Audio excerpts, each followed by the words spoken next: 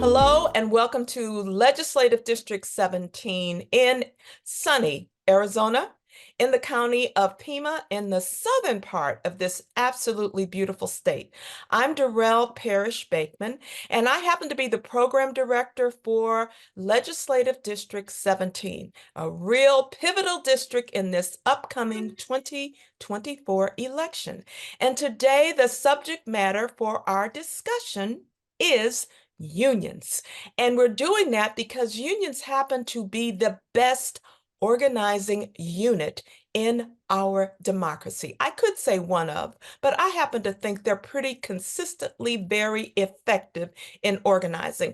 And we have today, we're fortunate to have Brianna May Parkinson, who is the director, political and legislative director for AFSCME.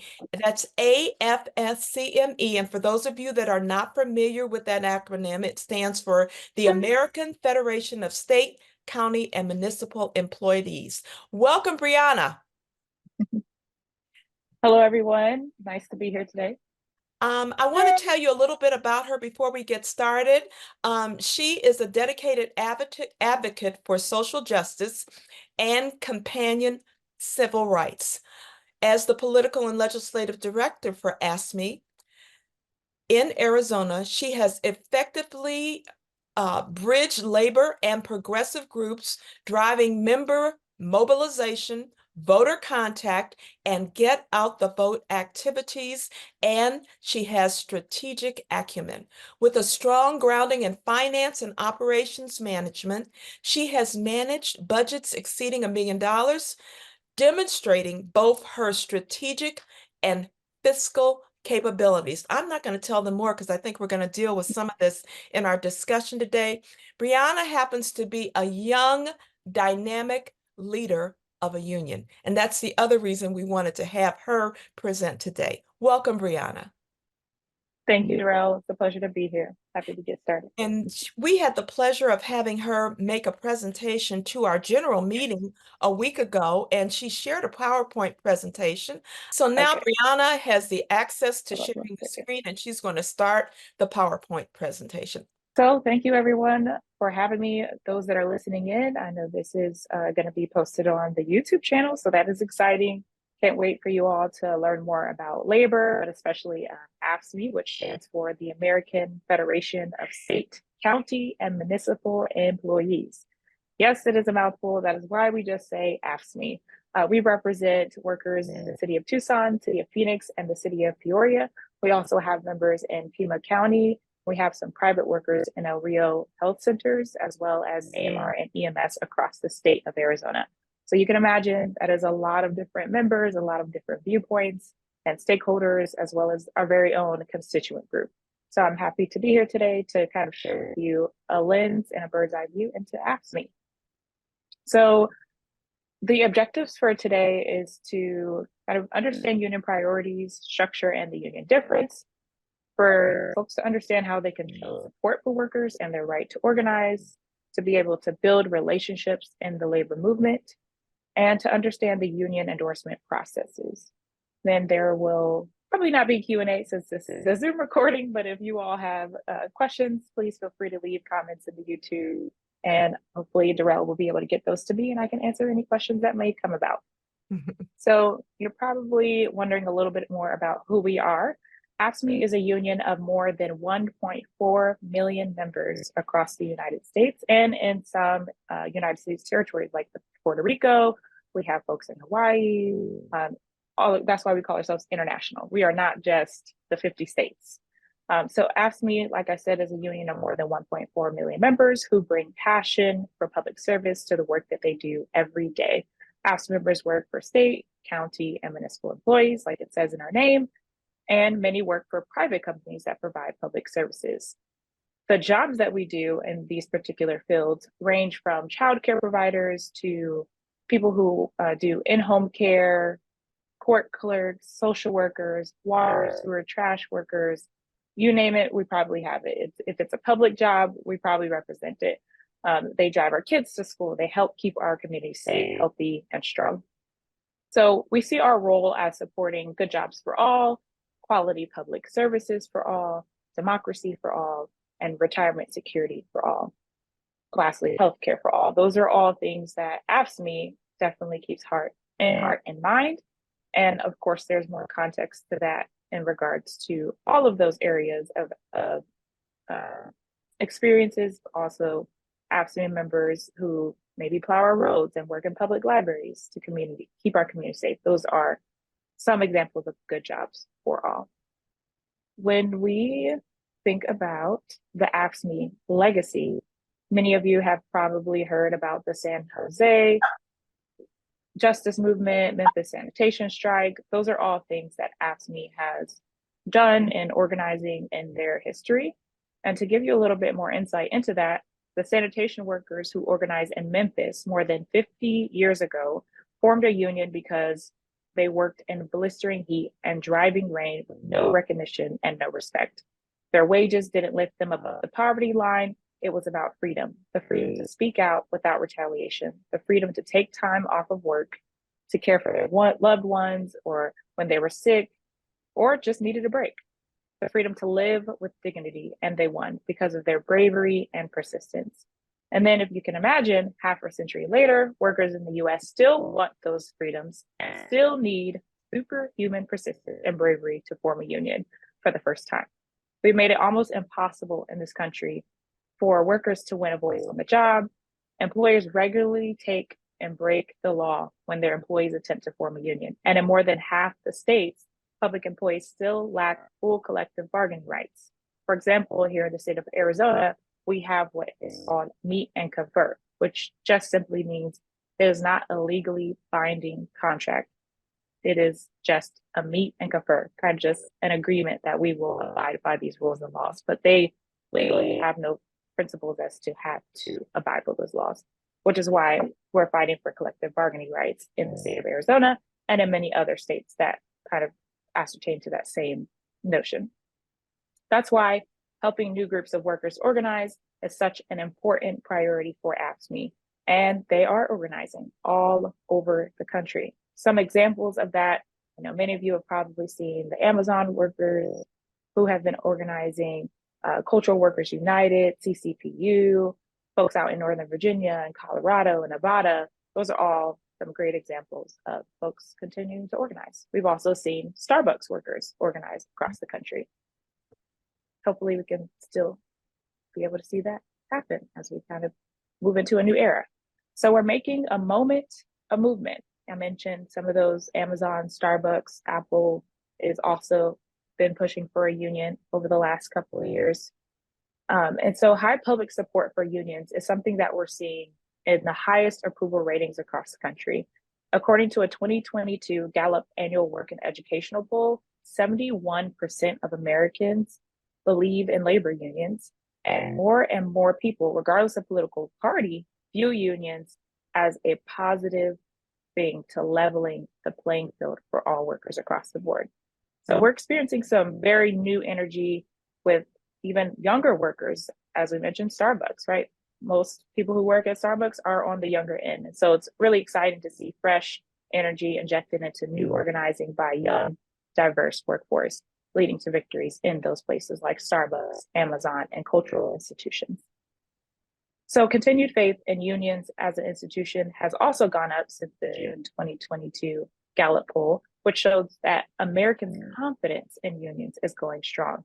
And actually about 15 of the 16 major institutions, ranging from banks to the lovely Supreme Court, dropped in confidence, but organized labor was the only institution that held steady across the board. I think that is a phenomenal opportunity for labor unions. This next slide just shows a little bit about that union difference and how making that moment a movement truly does make a difference in workers' pay across the board. You can see in this poll of women to African Americans, Hispanic Americans, when you have a union, there truly is a difference. You're getting more money, you're getting more wages and benefits. And it takes time to get those things situated and in place through your contracts and negotiations. But the point is, a union makes a difference. A collective effort, a collective group of people fighting for the same rights on the job, in their workplaces matters. this next slide is just a little bit about the AFSCME structure and how we fit up under the AFL-CIO. So the AFL-CIO is the umbrella that a lot of affiliated unions sit up under. So you have many different unions, the UW, AEA, you have the building trades, you have plumbers and pipe fitters. I could keep going. But nonetheless, a lot of us sit under the AFL-CIO. So it goes the AFL-CIO at the top, and then we have our AFSCME structure, which is AFSCME councils and then locals. Here in the state of Arizona, however, we just have AFSCME International, which is who I work for, and we have our local affiliates. So we have 5 local affiliates across the state of Arizona. We have 2 in Tucson, 1 in Peoria, and 2 in Phoenix. And then we have retirees across the entire state of Arizona. So I would like to make the mention that every union is different. So it is important to understand how every individual union that you may be working with or communicating with or trying to get an endorsement from, if you're a candidate, that you understand their internal structure and that you abide by the kind of the hierarchy, if you will. Mm-hmm. So you're probably wondering a little bit about, well, what actually matters to workers? Quite a few things. We all have different policy positions and priorities that vary among the many different unions that I kind of mentioned to you all before. But another thing to note is that the labor movement is united on a lot of policies. Unions are united in their support of workers' rights to organize, earn a living wage, enjoy retirement security, and work in safe conditions. For example, the city of Phoenix just passed a heat ordinance, and many of partners, including AFSCME, SEIU, and some of the other workers, communicated and came together to ensure that our workers' rights were represented in the heat ordinance that just passed in the city. Another great example of unions sharing similar priorities is under the AFL-CIO umbrella, we have the MALF and the PALF, which is the Maricopa Area Labor Federation and the Pima Area Labor Federation. And through those different entities, every week on Friday during legislative session, we meet and talk about bills and legislation that might be affecting our local affiliates or our actors. And we communicate about what's the strategy? How do we come against these bad bills or how do we support the bills that we want to see passed? So additionally, when you think about AFSCME members, what's on the top of our minds and our members' minds are understaffing and increased workloads that jeopardize services and hours. For example, in the city of Phoenix, we have AMS, EMT, dispatchers, and we have many of other different divisions and departments that represent everyday people and make sure that the buildings are up to code, that there's planning and development happening. And so that you can imagine that if those folks are overstaffed, we're going to have longer wait times for the ambulances and different services that are super important to the livelihood of the community. So workers are absolutely struggling in this economy, and that is something that we're always trying to continue to make sure that we're addressing in our many different ways. We also are in the, reproductive rights is definitely something that's on the top of a lot of people's minds, especially here in Arizona with the legislature doing some recent things. But we have, as in the AFL-CIO, has taken a position for the first time ever at its convention this past year to actually address reproductive rights. So that is super important to the AFL-CIO as well as AFSCME. AFSCME has long supported the constitutional right to privacy, particularly when it comes to healthcare choices. And for decades, AFSCME recognized reproductive rights as a core component of the struggle for civil rights and economic justice. My next slide. So we believe at AFSCME that union power truly does fuel democracy. Union members are mobilizers. They are able and willing to communicate with their communities, with their members who live in your districts, and educate them about where the candidates stand on different issues, what matters to them, communicating that to their families, their neighbors, sometimes their bosses if they can.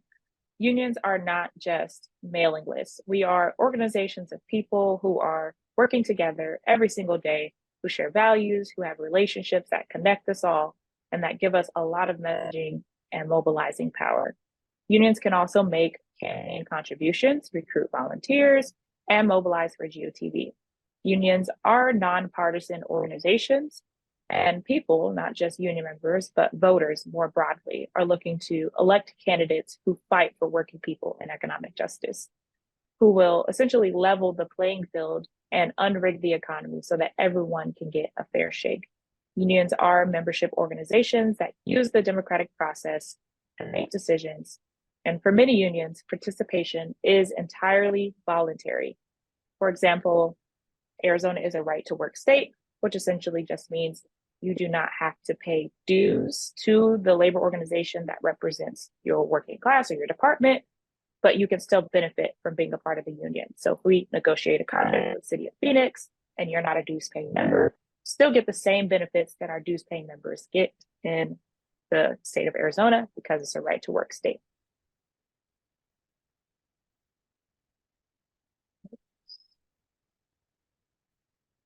Okay, so next I'm going to talk a little bit about how you can build relationships with labor unions. This is something that definitely is dependent upon your actions, your values. It's important to always introduce yourself to the labor in your state, in your city, in your county. Attend the meetings. There are membership meetings usually that happen every month. You can rally, you can picket, you can come to a generalized union event, buy union made products from a union printer shop. You can listen to workplace concerns on the job, support unionized businesses like Fry's, Safeway, Costco's, and then support organized workers, just plainly put. Come out to those rallies, come out to those pickets, come to the meetings, hear those concerns. You can also use social media and candidate platforms to support workers, and you can support workers' policy priorities.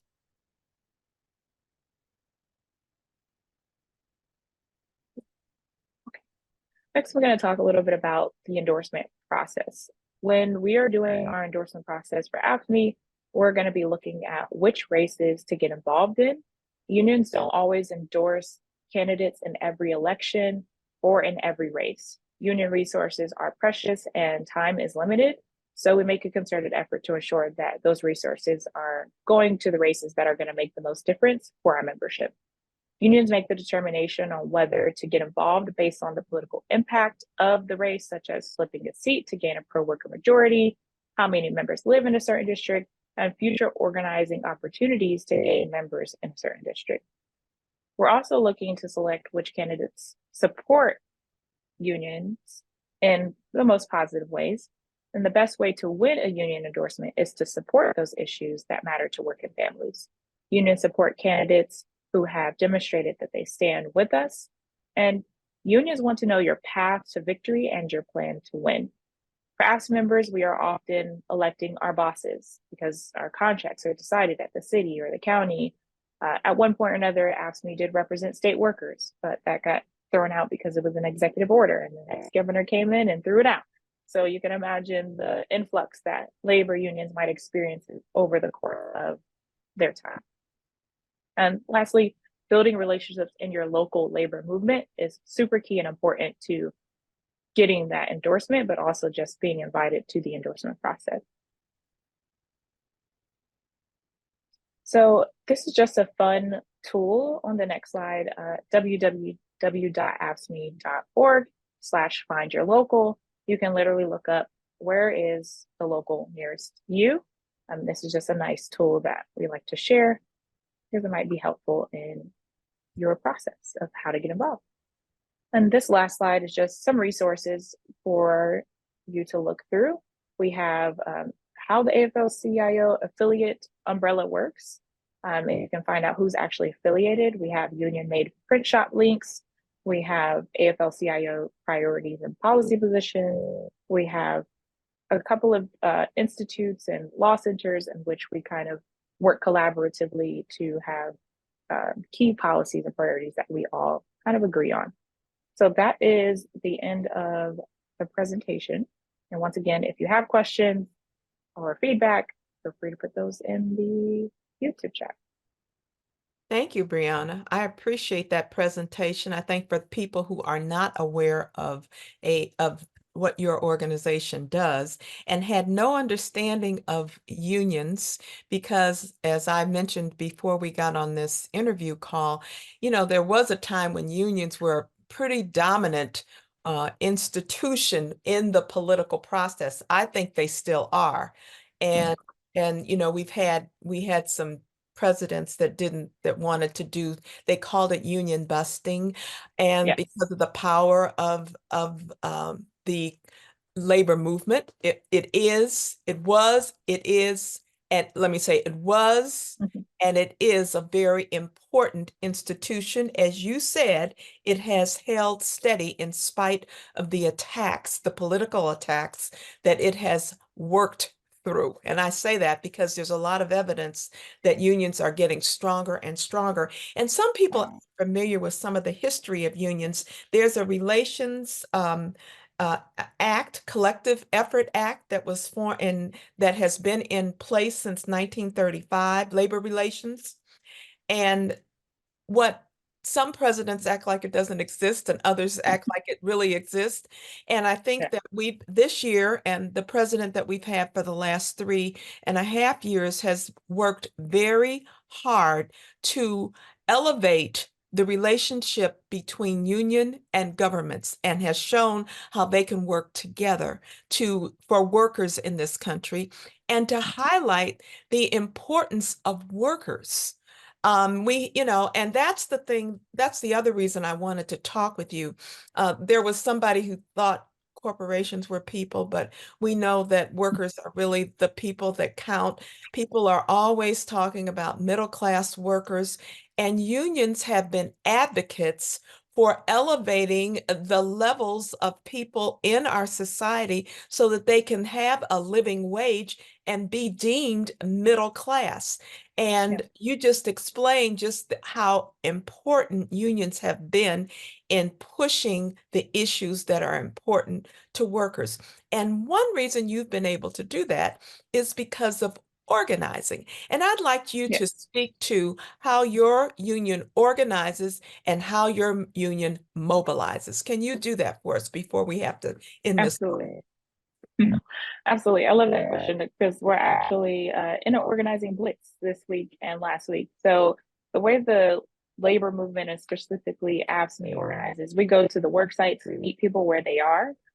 We try to understand their issues and what their needs are from us. And we do it in layers. We don't just go out and be like, oh, okay, so are you going to vote for this candidate or that candidate? We actually started off with asking them like, how are you doing? What's work life like for you? And do you feel like you have a balance at work?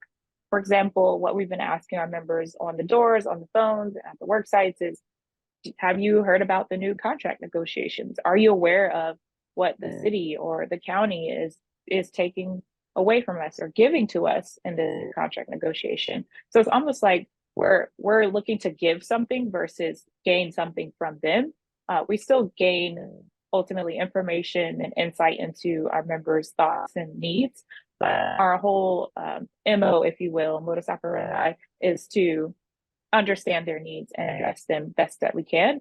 And then we follow up on a second round with addressing those concerns that we may have heard, letting them know how contract negotiations actually went, if they were getting ready to take place, and then sharing what came back from what they shared with us. So we do things like bargaining surveys so that they understand these are the things that we can ask for. Here's what we're ultimately going to get out of it. And then the third round of that is coming back to say, hey, well, maybe now we can understand if you're going to vote in this election. And here's some other things that maybe we can do as a union to mobilize each other. And so we'll ask for volunteers for program, or we'll ID folks on whichever candidates they might be interested in voting for that we've endorsed as a union. So we're sharing that information with our members on the doors, not at the work site because it's allowed to do that, not allowed to do political activity on union release time, which is just time away from the office that is paid for by the city to do union work, more so along like the grievance policies and things like that. And then that last round is just a follow up with our member to say, hey, this is all that we worked on. this year together. Here's the result of that. If you have any feedback. So it's almost like enlisting them in the process and letting them know that we're here every step of the way. If they have questions, comments, concerns, feedback, or want to see something done differently, or want us to reach out to specific supervisors. So we're really truly there, like, to be a resource to our members. Well, it sounds like organizing starts with people and Yes. bringing people together and getting to know people, meeting them where they are, as you said, and listening to them first. And then after you're listening to them, you can come back to them and let them know what you have learned from that experience, and you support them and you keep engaged with them so that Yes. they know they are part of something and not just on their Yes. own. One time. That's for sure. That's organizing. How masterful is that? A whole lot better than that, but we won't talk about that. Knocking on doors has its value, but it sounds like bringing people together is key to the union organizing process. Yes. And how do you best, you said you can't do it at work sites. So how Mhm. do you bring people together? Do you bring them together Yes. face to face?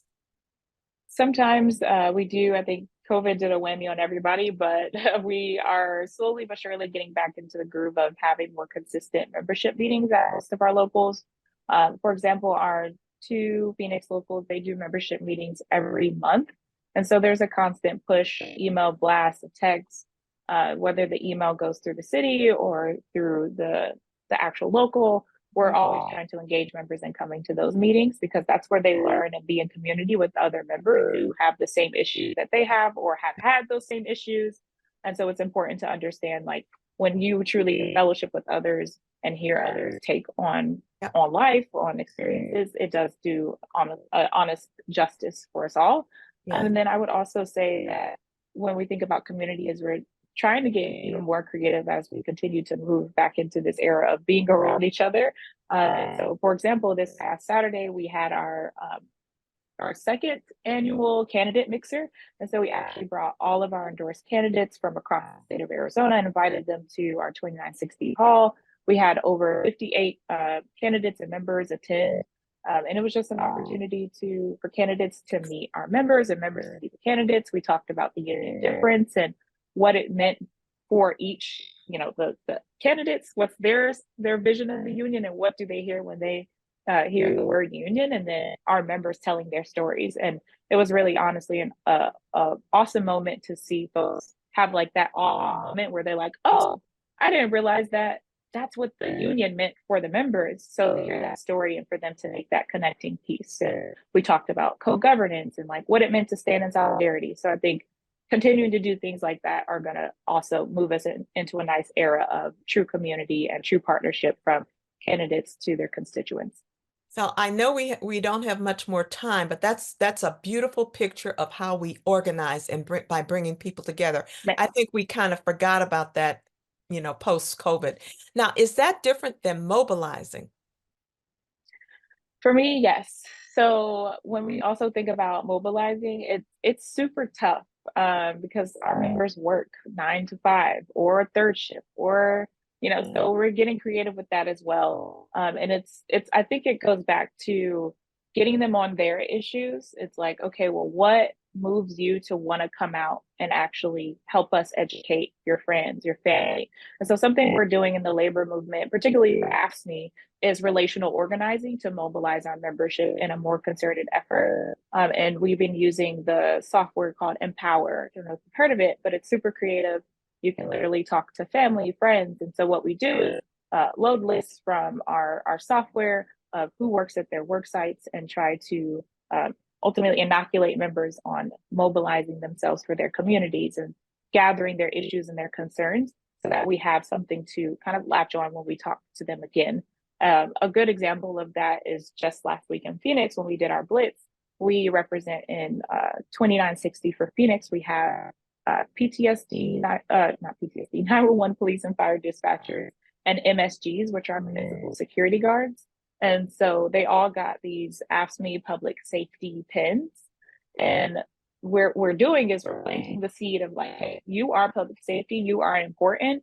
And then in the legislative session, when we're ready to push our bill again on changing our 911 police and fire dispatchers to first responders, we're going to enlist all those people to say, hey, remember when we gave you those pins? You all are all public safety. We need you to come out in a concerted effort to stand with your brothers and sisters in public safety. And so we actually in 2023 passed getting PTSD benefits for all our 911 police and fire dispatchers, and we're able to mobilize stories from our members in a concerted way. Well, I'm excited about this. I know we don't have Yeah. much time, but this is really important because unions are successful in organizing and mobilizing. And this is a political year, and those two mechanisms are critical to the success to bring forth the policies that are important to unions and most, I would say, democracy focused voters. And so we're going to Yes. have to work harder at how we organize and how we mobilize people. But this has been a good, like, quick and dirty course how the unions get it done. And I appreciate you taking time, Brianna, to come and just share those two things. I'd like to get you to come back and maybe we can talk further about the unions, particularly AFSCME. Did I say it right? Yeah. And and also just in general, not only where we are, just the overview, but maybe also what we're doing with the GOTV, get out the vote, Yeah. organizing that you do strategically with your membership. Thank you so much for taking Definitely. today. And if you would Thank send you. me a QR code where people can kind of go to your site and get more information, I'd appreciate it. Absolutely. Will I'm do. going to Thank you stop. so much. Thank you so much for interviewing with us. I'm Darrell Parrish Bakeman, and this is the Legislative District 17 YouTube channel. Please subscribe. We want you to submit questions, and if there's something you'd like us to talk about on this channel, just let us know. Have a great afternoon. Bye-bye.